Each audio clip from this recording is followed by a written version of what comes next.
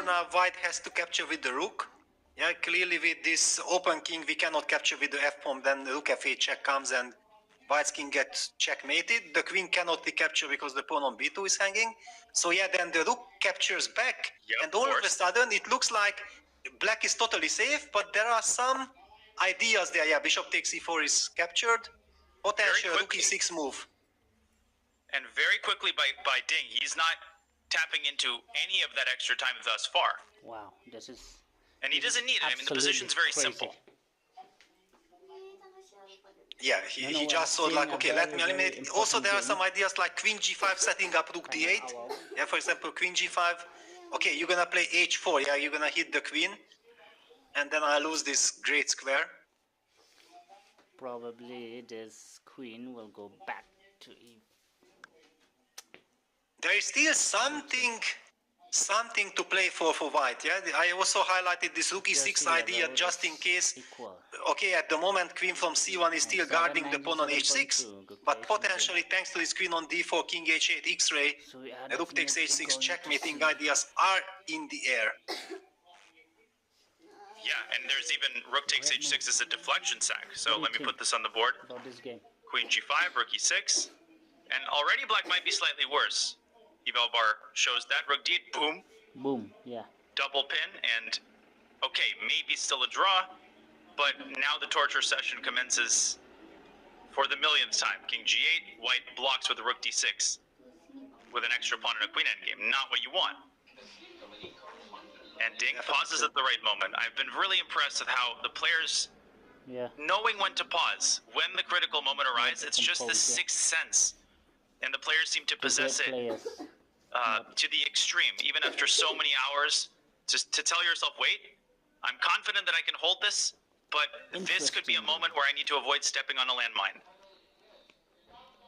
Yes, and look at how Ding is looking at Gukesh, and he goes for c3 a very professional way, fantastic move. Yeah, just forget about all kinds of initiative for white. Black is trying to force matters. He's inviting white to capture with the queen, to be pawn up in a rook endgame where he gets rook c8, rook c4, rook a4, counterplay, and eliminates all the pawns on the queen side. And the calculation, pretty awesome here. After queen c3 takes, I don't even think white can get a 3-on-2, which would still be a very holdable draw. But if you go rook e6, I actually think maybe a5 wins back the pawn, and white cannot even eliminate both of these pawns, because rook takes a3 will protect a5. And if rook e3, I'll just show rook c4, rook a4. Phenomenal, consummate professionalism by Ding. Gone. And this will wrap things up as quickly as one can. Well, yes, if we go for the endgame, but knowing Gukesh, actually, he will definitely probably capture with the pawn on c3. Can he do that? Is that an option? And then go rook e6, but there's a check. Yes, there is a check. Now I understand everything. Yeah, that was the reason why Ding actually looked at Gukesh like, you really want to play for a win. Okay, I'm gonna play c4, c3, and think again, please, yeah? Isn't it enough? Yeah, one last chance to emerge with half a point before the dogfight commences again. And rook e6, very important detail. This is a fork, it forces the rook back, and obviously, with an outside passer, black will definitely have something to play for here. Yeah, very classy decision by Ding. But also look at the mindset of Ding. Yeah, he managed to eliminate that monster knight. Yeah, how relieved he should be. And then also he knew that all his problem was based that this knight on c3 and this pawn structure was kind of blocked. Yeah, he never had any counterplay. So the last couple of moves, it was queen c1 check, then trading that bishop for the monster knight, and finally breaking white's grip on the queen side with a beautiful c4, c3 pawn sacrifice.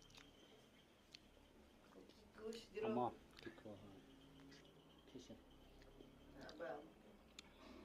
Tim. He will go rook to there and then... Assuming his standard position.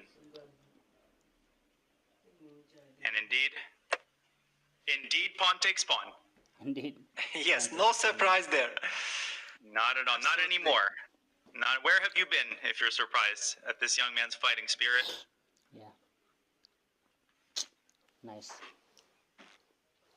What a game. Yeah, now black will Game pick will up be the like, pawn on oh, a3. Gukesh doesn't want to give up the game. Reminds me of Gukesh the doesn't want memoir to give up the game. in Russian language by Alexander About Belyavsky, Ding. Legend of Soviet just Chess. It was wanted to called play for a draw. Uncompromising Chess. Uncompromisingly. Just yeah. constantly fighting, even when it seems like there's nothing to fight for. It's a nice Just game. total determination, but at some point, you need to know when to veer off the track. Do you think we might be in for a longer game than one might suspect? I don't know, because the big question is that Gukesh is really believing that he can do something, or he's still influenced by the earlier happenings. Yeah, and he goes king g3, so obviously now he's setting up the rook e6 idea. In a time scramble, I'd be scared for black, but with so much time, you gotta believe that Ding will find and keep finding the clinical option. It's so much easier without the knight. Yes, exactly. For example, but queen c1, you can play the move h4, for example, yeah, just to make sure that all these queen g5 checks are not coming, and try to rely on some kind of domination. All right.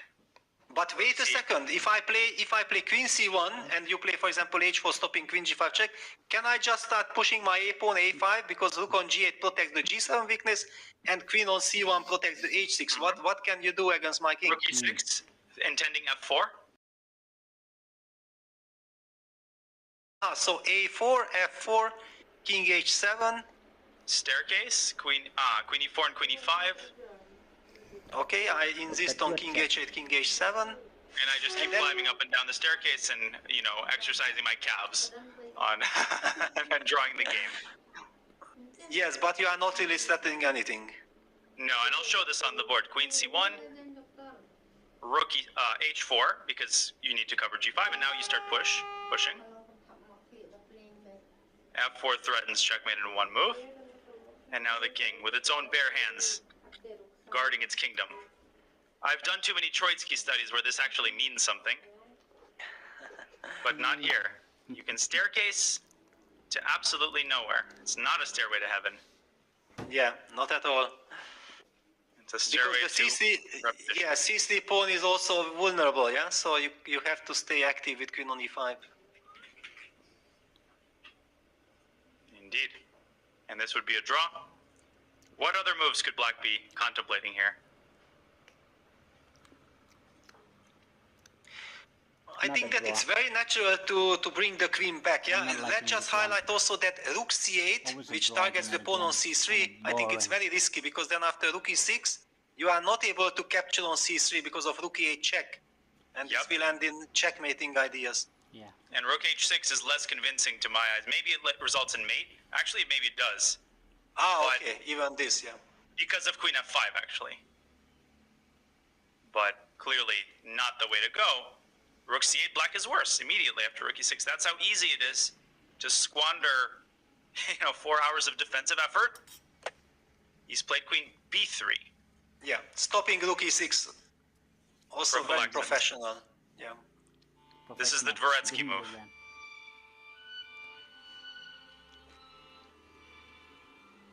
Yeah, and he's now threatening to push a5, a4. Yes. Yeah. Gukesh should also watch out, not that his emotions are taking over, and just because he kind of feels that, I have missed the win earlier on, he burns all the bridges. Be careful.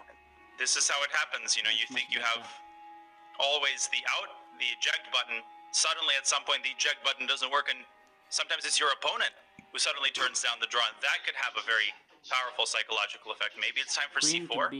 I don't know, Peter, if you remember any games, any experiences like that where one side is pushing for forever, and then suddenly the fortunes change and you realize that you're on the defending side, but psychologically you just don't have anything left in the tank.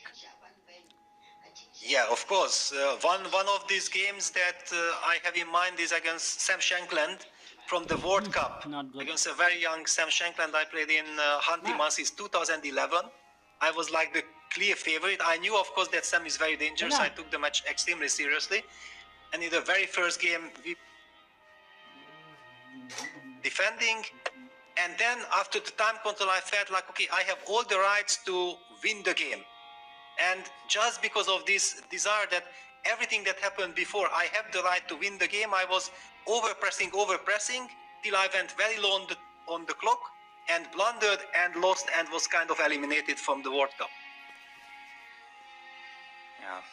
It was a Slav, right? Yes, it was a Maran, yeah. With E3, Queen C2, B6, quick B6. Yeah, Sam has been a lifelong Slav player. But those games are so painful because the hours that you spend pushing a tiny advantage creates the feeling of immunity. Speaking of which, should Ding remind Gukesh of his biggest asset? And is Gukesh actually intending to push his f-pawn up the board? Well, but the point is that after A5, F4, B4, you are pinned immediately. Yeah, that's a huge problem. I'm looking for tricks. I feel like Gukesh has something cooked up here. I don't know. What if Rook A7 first, inducing A4 and then F4? Yes. Okay, but and then you just say you just want to say that okay, my rook is passive. I cannot push the A pawn, or if I push, then I might lose it. Yep.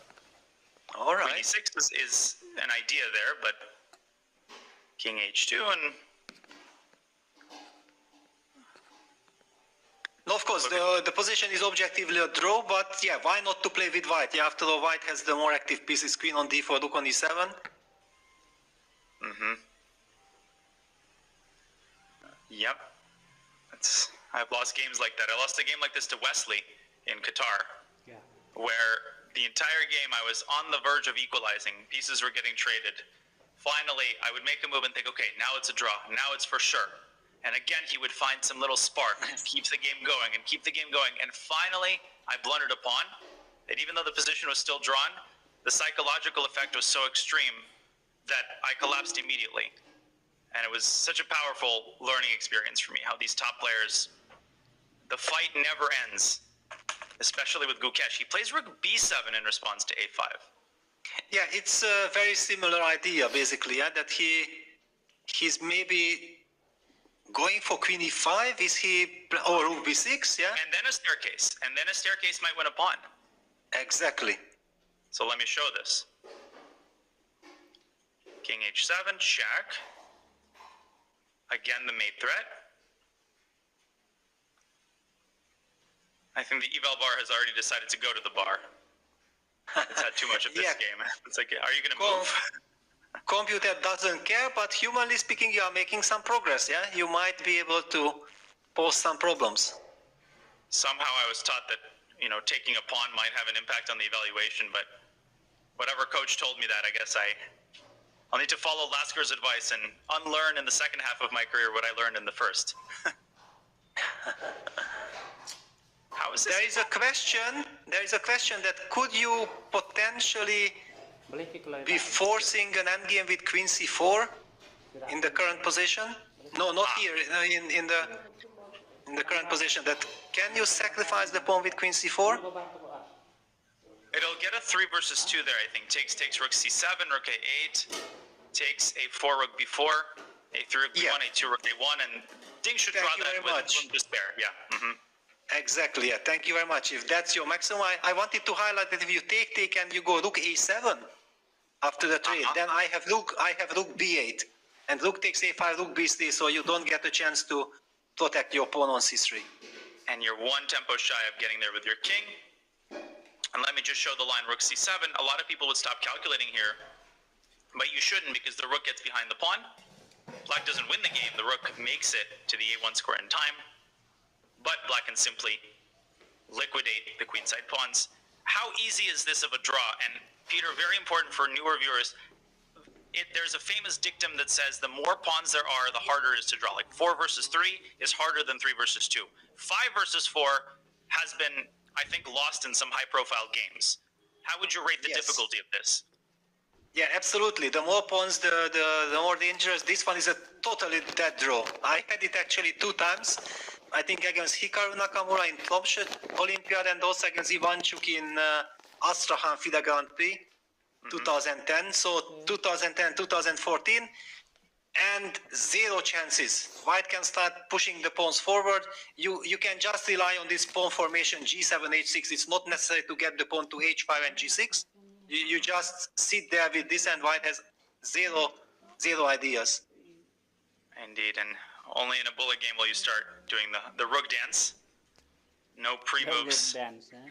In the World Championship, increment is instituted after the 40th move, so there is a 30-second addition, which makes any kind of flagging impossible. Very Ding style to go queen c4. That's an excellent find. And it would be very consistent with his 44th move, right? He played c3, showing that he is more than willing, temporarily or even permanently, to give up a pawn and force the queens off the board. This would be part 2 of this idea. Exactly, yeah, because basically White can only play the move queen e5 if he avoids the trade, and then we go b5, b4 automatically. But wait a second, then you can get, maybe there is one more danger. Yeah, then you take c, b, a, b, rook b6, setting up again this rook takes h6 idea. Queen After e4. king h7, queen e4 check, and you get the e-pawn, extra e-pawn, which is already... Wesley versus Nepomniachtchi. Oh, well, that was d-pawn. It was d-pawn 3 I versus keep 3. referencing that game, and every time it's not quite correct. Let me show the line: queen c4, queen e5. Yes. God, the fighting spirit by Gukesh is just—it's breathtaking. Honestly, you see how he manages to just keep his legs churning. And king h7 it's a draw for sure, right? Because the closer the pawn is to the king side, the better for black. But thanks, but no thanks. Kind Yes, of thing, I right? have actually had this endgame against Topalov, 2002 Monaco, the Melody Amber Rapid blind. It was a blindfold game, and I managed to win. So yes, theoretically speaking, it's a draw, but practically speaking, it can be tricky. With white, though, right? Yeah. Yes, with White, yeah. It was a Sveshnikov. The Melody Amber tournament, a favorite of almost everybody I've talked to who has played there. Defending with Black black is in a very blindfold much game, safe, not the favorite of everyone I've talked to. Well, but to be fair, you know that Topalov thought like, okay, this is a dead draw, and why am I playing? And he just instantly played all his moves. And then he did not sense the danger, and then suddenly it became dangerous, and then I managed to win, like it's in the Dvoretsky book, the very famous endgame between Botvinnik. Botvinnik has won this game with the extra e-pawn. His calculation is tremendous. Rook b7 on the board, and ding, clearly indicating that there are things to be concerned about here. Queen c4, queen e5, such an easy move to miss. So easy to start celebrating mentally once you calculate queen takes c4. Think, problem solved. No. So what is the draw after queen e5? Is there a clean draw at this point? Not sure. Not sure, because the b5 pawn is falling. Yeah, maybe you can rely on the a pawn, but with all this coordination and all this activity, there are always some threats. Let me ask you this. Just hypothetically, I'm not saying this is what's going to... Because queen takes b5, I can take the queen. If you eliminate the c pawn and the b and a pawn, in like the Capablanca terms of like white's win percentage versus the likelihood of black's draw percentage, what would you rank that position as? For example, this type of situation. Okay, of course, draw, but yeah, whenever there are queens on the board and some heavy pieces, the game goes on. Yeah, if we trade queens, it's an absolutely dead draw. With the queens on, at least you can hope for something. Yeah, for example, you can put the queen on e4, get and then eventually f4, queen e5. You can try to again transform or threaten to transform the situation. Queen c4, by the way, on the board. On the board. Great call. Game 1, game 2, queen e5 might have caused the commentators to ooh and ah. Here we expect nothing else. On the board. On the board, as we've mentioned. Queen e5, yes. Another big question, yeah, do you push a4 or b4? This is already a tough spot to be in, because you somehow feel like I don't want to give my opponent any chances, yeah, because it should be dead draw. But suddenly you're under pressure. That rook on g8 is passive, yeah, it's tied down to the defense of the g7 weakness. White has this very active rook and this marvelous queen on e5. You're so close. You've passed the exam if you're Ding, but suddenly it's like turning the booklet over and seeing that there's a backside. There's more questions to answer. And even without this knight that was the pride of White's position, Gukesh has managed to coordinate his rook and queen using this only mate threat as serious leverage against Black's king. So can we look at a4 again? a4, what is going to be White's choice? Yeah, I was thinking like, is there any scenario where it's kind of beneficial for me to provoke king h7, because then I would play rook b6, and after king h7 I would pick up the pawn in order to have then rook a5, queen e4 threat. Yeah, that this queen e4, yeah, this is some kind of a mind game. Yeah. Well, queen e4 is a pretty serious, I would call it a practical threat. Well, if I get the rook behind, yeah, because if you get rook a8, I still believe that it's good. But if you go rook a8, I'm gonna go rook b7. And I would actually want to calculate queen e4, but okay, rook b7, queen g8 maybe? Castle. Yes. Castle, but with the rook and the queen. Yeah, but then, for example, if I go king h2, you have to watch out for some rook take g7, queen e4 check, queen takes a8 tactics as well, yeah? It's... But couldn't I make a case that that's still a draw with the a pawn? Yes, you can, and it is geometry. correct. Like here, and then queen d6, just straight up perpetual, I think. Yes, yeah, you are not risking anything. But okay, we have just witnessed that there's tons to calculate, and you also wanted to check out the rook endgame if you give queen e4 check, right? Yeah, I wasn't convinced here that like Black can use the a pawn to eliminate the both. Okay, but I go a3, rook b1, rook c8. Rook c8 immediately, by the way, is just an immediate draw because rook takes e3 is a check. Yeah, no, this should be fine. Suddenly, And we see 15 minutes. Exactly, yeah. We see that only 14 minutes, this time control is brutal. Yeah, till move 40 you don't have increment. That's why the time control is such a challenge for the players. There is no safety with the 30 seconds increment, and then suddenly you are getting used to playing without increment. After move 40 you are getting the 30 seconds, but you can run out of time. The clock is ticking down and you can get into an eternal time pressure, which is another factor, yeah, that it's very tough if you have to defend, yeah, if you have to keep on defending and there is no new time control. I think that's a very tough spot to be in. Yeah, the Salvador Dali painting, the persistence of memory comes to mind with all those clocks, the ones draped over the table. Tick, tick, tick. You constantly have to keep an eye on the clock, and these 10-15 minutes, they evaporate before you know what happened.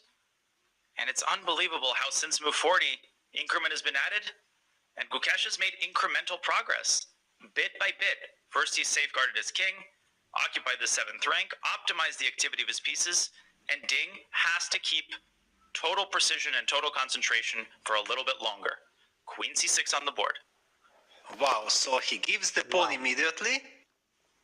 What does this signal? He just wants to get rid of this active rook, yeah?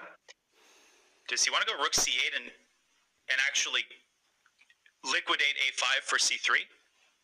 Yeah, or rook e8 also, a tempting option. Or rook e8, rook b8, I don't know how to play the queen game.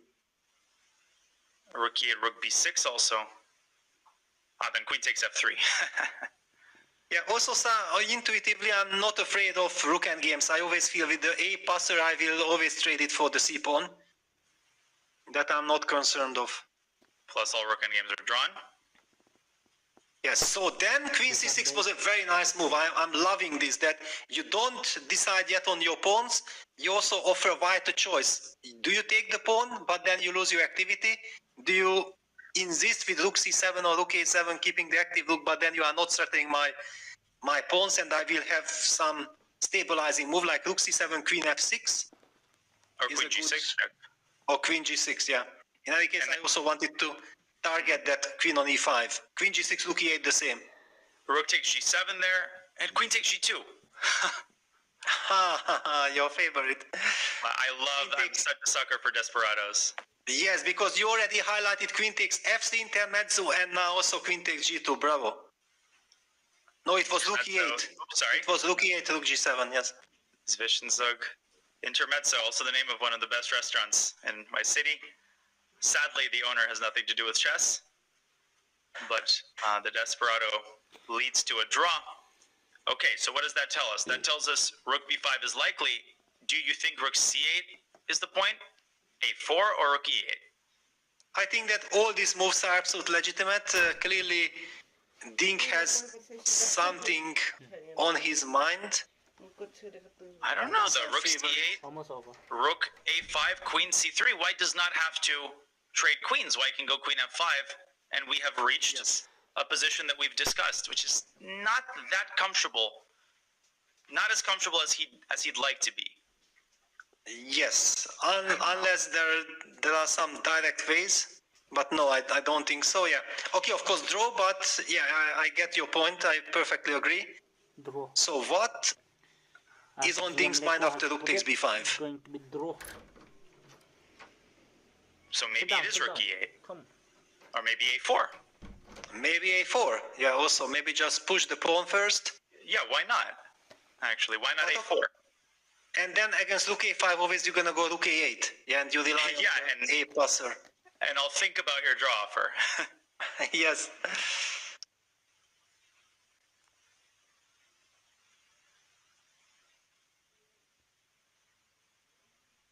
But I'm also very happy that Gukesh managed to create some intrigue after move 40. Yeah, it's kind of nice.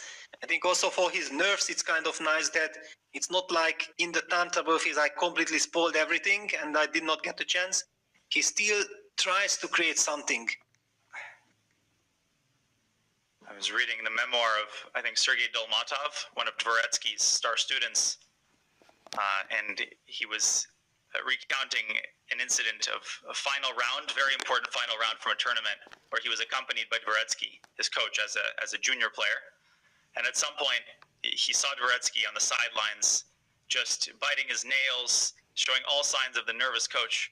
And Dolmatov sacrifices a piece, and he offers a draw, even though he senses that he might be winning, just because he's so worried that Dvoretsky, might have like a health episode because he sees how worried the coach is. Just imagine Gukesh's parents, Dink's parents, Gukesh's father, who's invested so much over the years to raise a son who is on the world stage with full and complete composure. And for Ding, his team of helpers report his mother is on scene. Peter, I can't even imagine how the family members and the people who have invested their blood, sweat, and tears into each respecting player, how they must feel watching these games, how their heart must jump backwards and forwards every single move.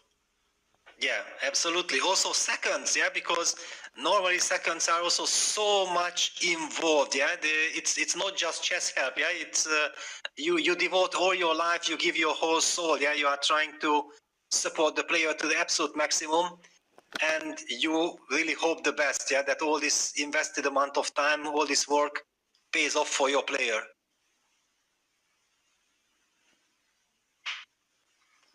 You must take your opponent into a deep dark forest where 2 + 2 = 5, and there's only path wide enough for one. Rook B. Well, they've exited the forest. Now they're in the open field, but somehow it's still exciting. They might go back into the forest pretty soon.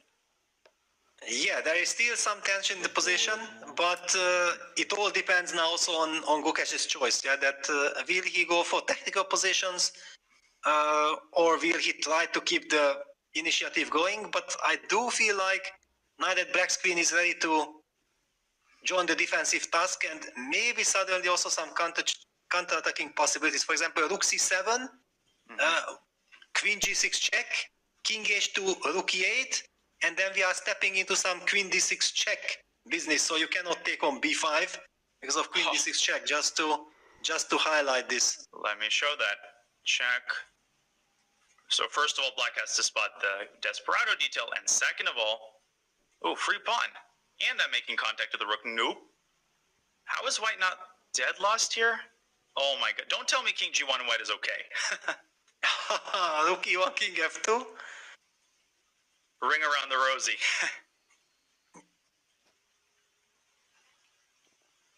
No. And queen d6 check. Well, I can actually play the queen endgame. Yeah, queen.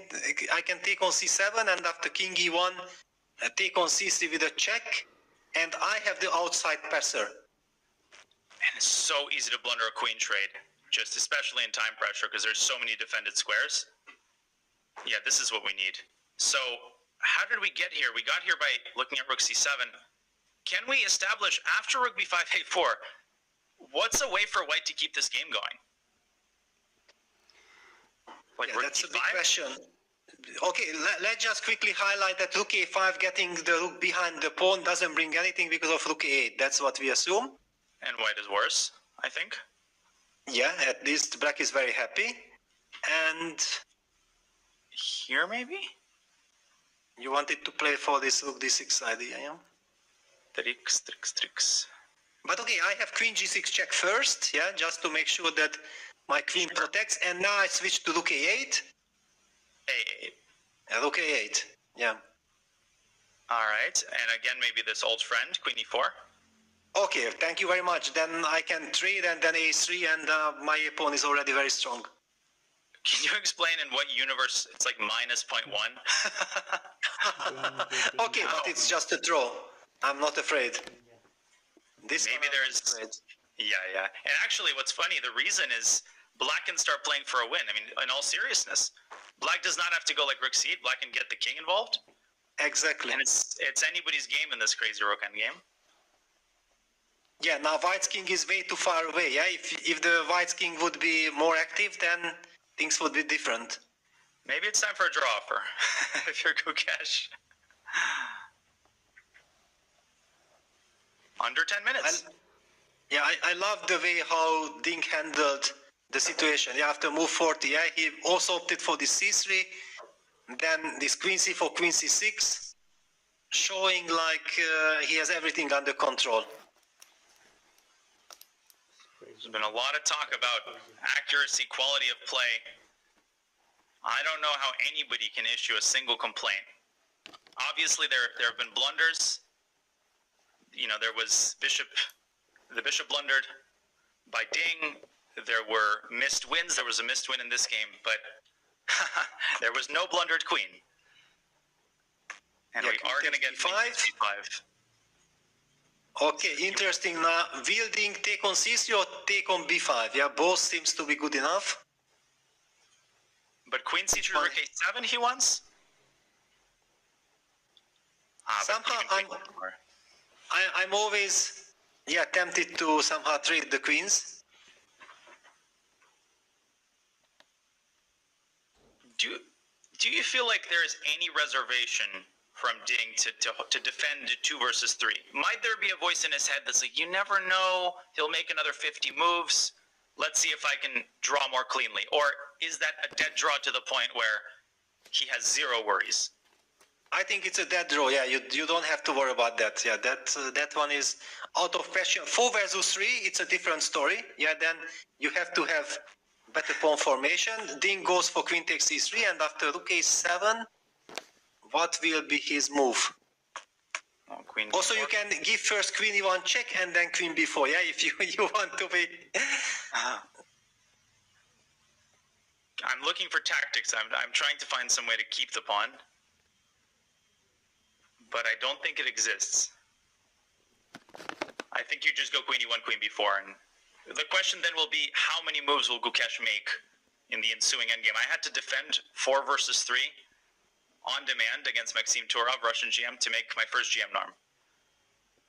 I had to hold. Not an experience I wish upon my worst enemy. Yeah, 4 versus 3, it's still tough. To be fair, Another draw.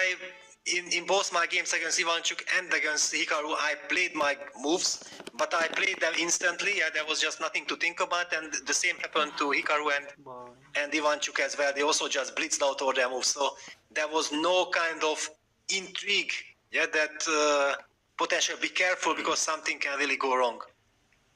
Yeah, there's a kind of pro forma display oftentimes where both players know the game is going to end in a draw, but out of this allegiance to fighting spirit, you're playing it out until a certain conclusion. You either freeze all the pawns or you give back the extra pawn.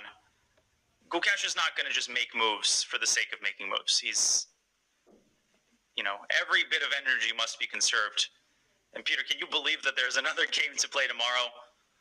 The final game, and the match very likely will be tied. This is insane. Yeah, but to be fair, also Ding's previous match against Jan Nepomniachtchi, that was also crazy. Yeah, that featured all these crazy games, bouncing back and forth. So yeah, every time Ding is involved in a match, it gets out of control. Man, that first match game victory by Ding in the French, bookended by this penultimate French, it feels like a universe and a half ago. Feels like it was a different month. It was a different month, I'm pretty sure. But yeah, it's the same match. Just insane. And they have to find the reserves of energy to play tomorrow's game. And if tomorrow's game is a draw, then the party continues. It's 10 p.m. in Singapore. Yeah, but honestly, I never like these discussions and talks that, okay, last game it will be draw and we will move on to the playoff. Maybe because I have lost the last game to Kramnik, yeah? So I know exactly what it means, yeah? That, okay, before the last game with the black pieces, you are under tremendous pressure, yeah? That if something goes wrong in the opening, your opponent gets the initiative, then psychologically and also physically, because by this point, both players are extremely exhausted. It's super tough. So you better make sure that you neutralize your opponent right out of the opening, not to give him any chances, because defending a bad position in a situation when you know that if you lose, then the match is over, that's just too tough. Mm-hmm. And of course, one is reminded of many famous last match games. This is never just a case of let's make a couple moves, call it a day, so we can take it to the tiebreak. I suppose Magnus did that against Fabiano. He took a draw in a slightly better position, believing in his tiebreak skills, and was rewarded as Queen B4 is played. But Karpov-Kasparov, one of my favorite games from the 1985 match, where Kasparov only needed a draw and ended up winning an absolute classic in the Najdorf to put a exclamation mark on an incredible match. No. The last round features many stories that have been written as this one comes to an end. Yeah, we are reaching this end game. Yeah, so rook b7, white is collecting the pawn. White will be playing this position, but black. The good news for black is that it's not a torture. Yeah, because normally it's like, okay, you have to defend, you are pawn down, and like 4 versus 3. One mistake might still not cost you the game, but a couple of mistakes can. Here you can just chill, you can just rest, because nothing is happening. Rook a2 will be played, yeah, rook a2. Then you're gonna go king h7, and you just chill.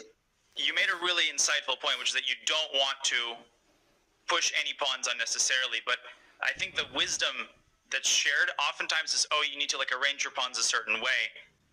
What is one way that black could actually get into trouble? Is it to play a move like g5 and allow h4? Well, I don't think that even that is a problem, but yeah, white to create any chance. For example, this g takes h4, rook takes h4, 2 versus 1, but with connected pass pawns against a vulnerable h6 pawn. This is certainly somewhat more playable for white. Yeah, there are some really tricky questions here, which are also featured in Dvoretsky's Endgame Manual. This fantastic book. Yeah, so certainly black does not want to do this. He just wants to sit. And when I had the great privilege of training with Ramesh in 2021, he shared this piece of wisdom that sounds very general, but is remarkably applicable, which is that in general, in almost all endgames, you have to have a clear reason for pushing pawns. Like, pawn moves are much more weakening in the endgame than they are in the middle game because of the involvement of the king. Pushing a pawn creates a king path, makes the other pawns harder to defend. So you should never just push a pawn for the sake of pushing a pawn. And your default should be to chill, as you said. And this endgame is no exception. Yeah, well, white will of course push. Yeah, white will have to play h4. Okay, first he goes rook b5 in order to stop h5, but it doesn't really matter. So white will play rook b5, white will play h4, and you can even get your pawn to h5, which is normally dangerous for black if there would be some more pawns on the board. But actually you can push h5. I got this in both of my games. I got my king to f5, I got pawn g4, f4, h5 pawns, and then what?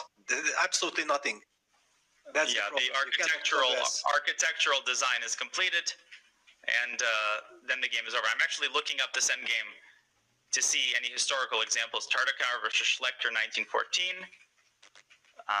had this, and it was a draw. A lot of historical games had this 3-on-2 on the same flank, but almost all of them were draws. I don't see a single tragedy out of the games that I'm looking at. Brunner versus Janssen, 1988.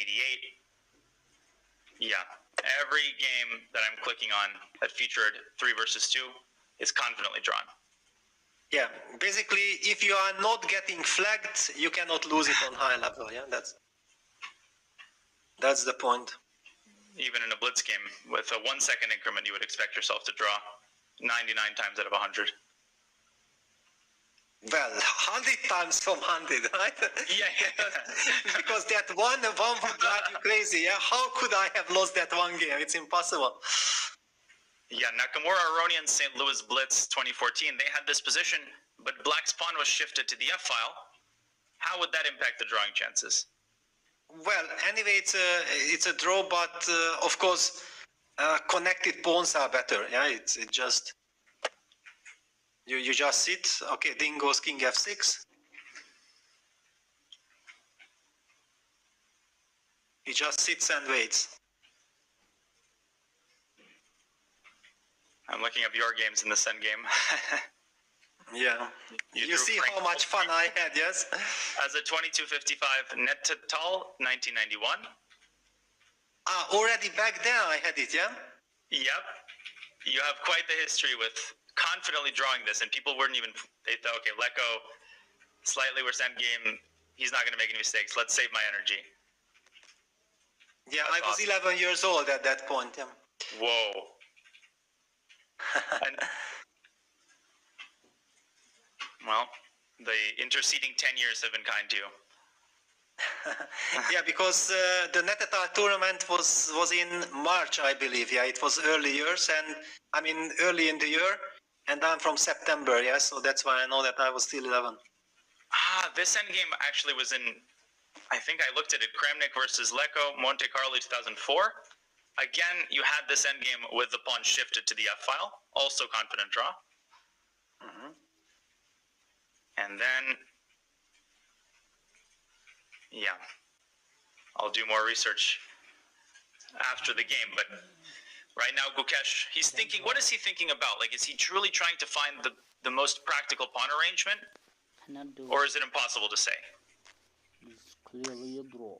Well, he wants to push, and that's why he's looking like, how do I maximize my chances? The only problem for him is that even if he gets everything that he's desiring at this very moment, then he will also realize, or he knows, of course, that even then there is nothing. Does he go king f3? Of course, yeah, king f3 is the natural move. By the way, against Nakamura, Tromso 2014, you had the plus side of the extra pawn in this endgame. You arranged your pawns f2, f4, g3, h2, and made about 15 moves. Yes, then I pushed h4, h5, right? Exactly right. Oh my gosh. Yes. Then you pushed h5, and having finished the architectural designs, then it's time out for a draw. Exactly. Exactly. Normally, I also believe that one plays this as frustration, because against Hikaru, I was also having a very nice position. I had an advantage, but as usual, yeah, Hikaru is extremely slippery. He always finds a way how to survive in bad positions. Mm-hmm. And then after the time control, we reached this end. I knew, of course, that the game will end in a draw, but okay, I had to continue out of frustration. And Okay, I think a fresh score sheet provided by the arbiter. Yeah, after move 60, yeah? Yes. Usually 60 moves, yeah. It always annoys me when there's less moves on the score sheet because you want to reserve this procedure of getting another score sheet for longer games. Exactly. Longer games only. You also But had... okay. Sorry, I just wanted to say that's another argument for Gukesh to play a long game, yeah? Not to agree to a quick draw here. You know, against Ivanchuk in Astrakhan 2010, you actually managed to generate, I mean, you managed to scare him. And maybe there's one idea that I could demonstrate from that game. Okay, please go ahead. And I'll just approximate the moves that were made. You essentially got the pawn to h5, got the king to f5, and this is literally the position from the game. This is maybe the best that white can try, because in this position, black has to demonstrate one very key idea, and that is the move g6 check. Yeah. And of Well, course, I can reveal a big secret that Chucky was not terrified at all. He was waiting for it, yeah? Okay, push it, I'm gonna go g6 and shake hands, finish. come to Papa. Yes, exactly. Fascinating. Okay.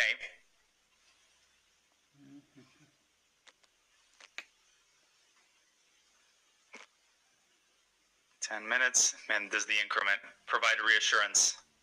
Those 30 extra seconds basically give you complete freedom to think for as long as you want. Yeah, and it's a match, yeah? It's kind of logical from Gukesh point of view that, okay, I'm pawn up, I'm gonna play as long as I want, yeah? I'm the one who can stop the clock, offer a draw or force a draw whenever I wish.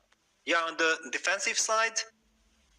And the reason, however, why Dingley and I believe is extremely happy that he knows in what kind of difficulty, what kind of trouble he was earlier on. Yeah, and he's just very relieved that he survived this big game.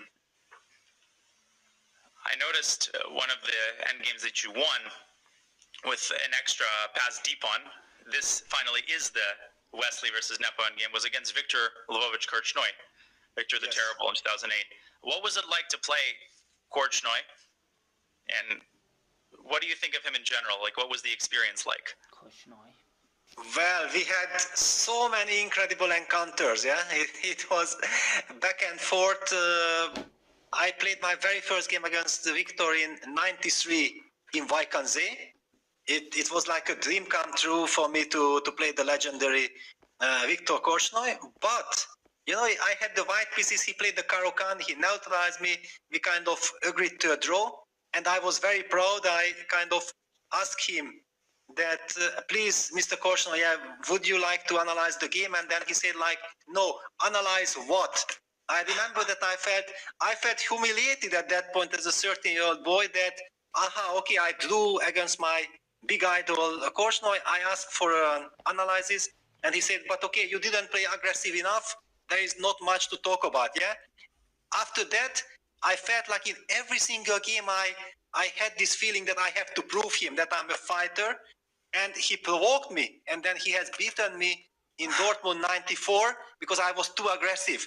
Then I had to become a much stronger player in order to be able to challenge, to be aggressive, and also to be able to push. Wow. It's amazing. I mean, the stat that I always like to share about Korchnoi to show how incredible his longevity was as a professional player. I think he's the only player to beat a grandmaster born in the 1800s, as well as a grandmaster born in the 1990s. He defeated Gregory Levenfish, who was one of the top Soviet players of the early 20th century. Levenfish was born in 1889. And of course, he famously defeated in 2011 Fabiano Caruana in Gibraltar. Fabiano was born in 1991. Two GMs born over 100 years apart. Korchnoi defeated 1992. Korchnoi defeated them both. Yeah, Korchnoi was amazing. Yeah, absolutely amazing. What a fight. Bon, on se commande un truc? Bof, hein, franchement, c'est cher, je suis à sec là. Ah non mais t'inquiète, j'ai reçu de l'entreprise où j'opère les premiers retours d'investissement de ma personne. Du coup, je peux tout à fait envisager la mise en place d'un plan solidaire à ton bénéfice. En gros, t'as touché ta paye et tu m'invites. Voilà. Ok. Taille ou burger? Ah ouais, burger. Avec une banque qui donne une vraie place à la solidarité, vous allez aimer parler banque. crédit mutuel, une banque qui appartient à ses clients, ça change tout. Un investissement juteux. Ah ouais. We will see the kind of natural course. No, f5, okay. Does he want some king h5 action? Yes, but that's why black will just keep the rook on the third rank, yeah, to be always targeting the g3 pawn, not to give any freedom.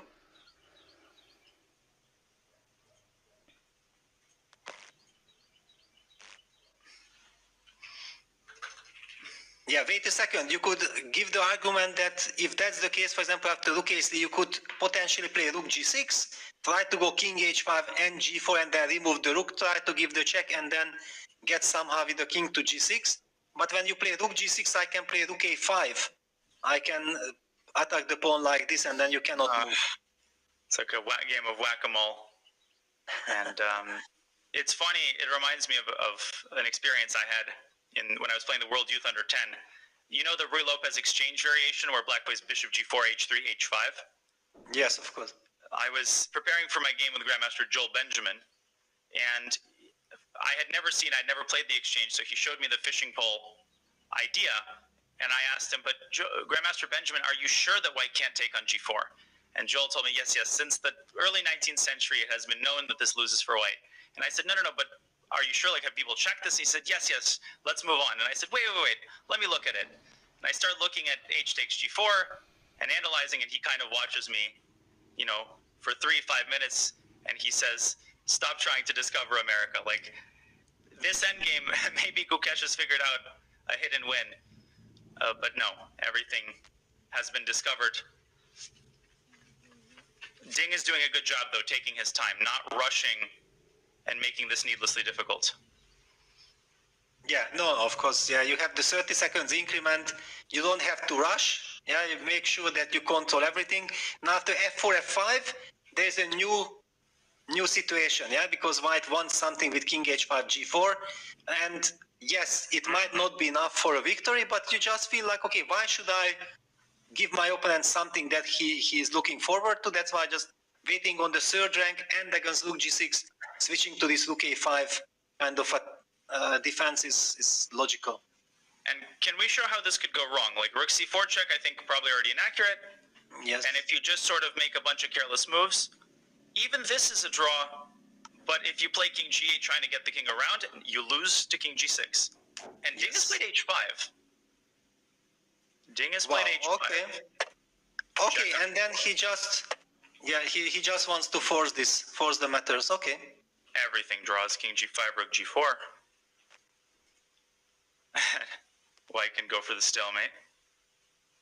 And king e5, rook g4, you just sit, yeah, because you eternally target the g3 pawn. Everything is protected. Yeah, you can, but somehow I even guess that his idea would be even just to put the rook to g4, but yeah, Gukesh says, no, okay, I'm returning now. To h3, but then rook returns to c5, and then we will have a handshake. Okay. Now we are very close to the end of the game. I think eye contact has been exchanged. Yeah. The peace agreement has been proposed. It's move 69. And a head nod I've had so of recognition, a handshake. Come on.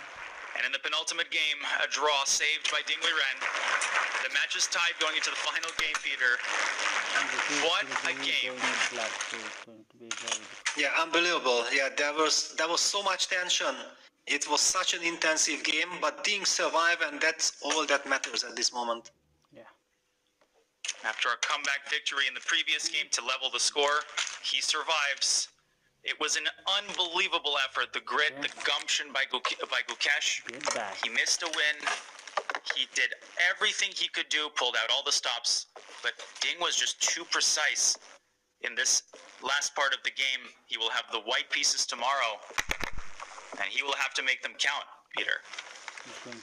Yeah, for sure. Yeah, he will try with the white pieces, because especially knowing what happened in game 12, yeah, that will give him a lot of motivation and energy. John, these big moments, we've talked about it, they speak for themselves. Show over you. What must the players be feeling? What are you feeling right now, Mr. Sargent? Game 13, 6.5. That was a little bit of a roller coaster, Danya. I thought that when the game continued, we were really looking for any tiny possible edge, any tiny inaccuracy to give either player a reason to continue playing, but it was just a bridge too far in the end. But the fact that it was even continuing